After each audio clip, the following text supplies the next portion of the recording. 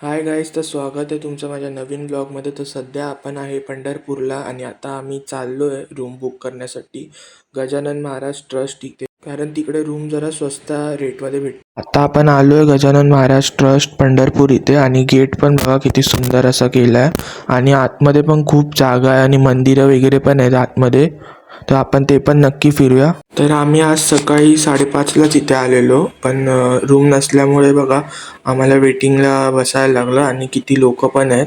हे सगळे पण रूमसाठीच बसले तिकडे, पण रूम खाली नाही म्हणून लाईन लावून बसायला लागतं. तर आम्ही सकाळी लवकर आलो त्यामुळे आम्हाला लाईन पण कमी भेटली आहे, नाहीतर अजून लेट झालं तर लाईन खूप वाढते भरपूर, म्हणजे खूप वेळ लागतो रूम भेटायला. तरी आम्हाला 1-1.5 तास नाही 2 तास जवळजवळ थांबायलाच लागलं रूमसाठी आणि त्यानंतर हा रूम भेटला. आता या रूमचं भाडं 300 रुपये आहेत आणि याच्यामध्ये 3 बेड आहेत, पण आम्ही 4 जण आहे त्यामुळे एक एक्स्ट्रा गादी घेतली तर त्याचे आम्हाला 100 रुपये लागले. मग एका दिवसाचे आमचे 100 रुपये, 100 नाही 400 रुपये एका एका दिवसाचे. पण रूम चांगला आहे, गॅलरी वगैरे पण आहे आणि मस्त व्ह्यू पण दिसतोय आणि समोरच मंदिर पण आहे.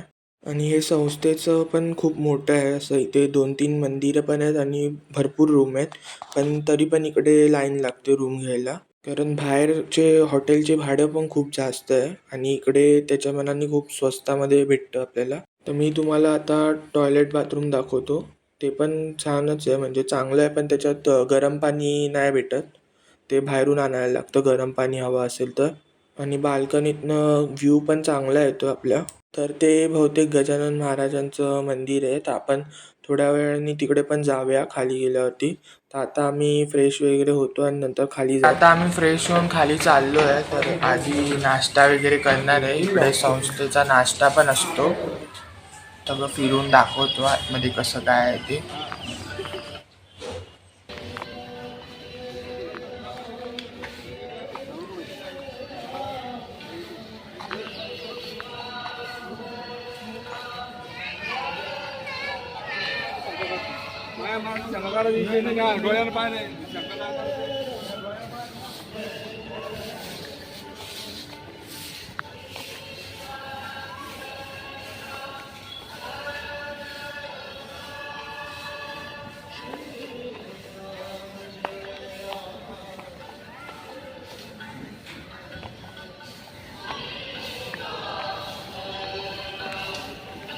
तर आता आम्ही नाश्त्यासाठी एवढी लाईन लागली आहे बघा, सगळे नाश्त्यासाठी थांबले तिथे.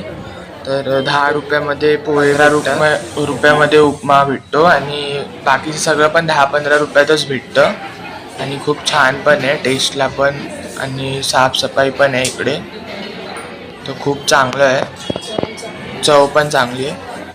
तर आता आमचा नाश्ता करून झाला आहे आणि आता आम्ही मंदिरमध्ये जाणार आहे, दोन्ही पण पाया पडायला.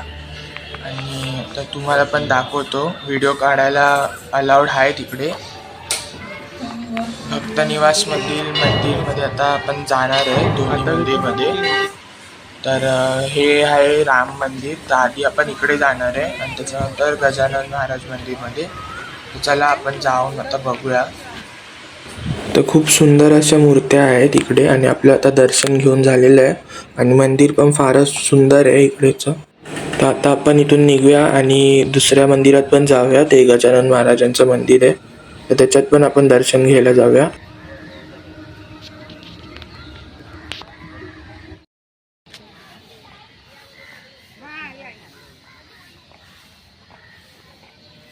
चप्पल काढायला लागतील ना.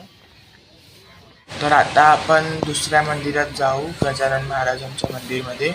तर बघूया ते पण व्हिडिओ काढायला भेटतो की नाही आतमध्ये. ते भेटेल तर मी तुम्हाला नक्की दाखवेन.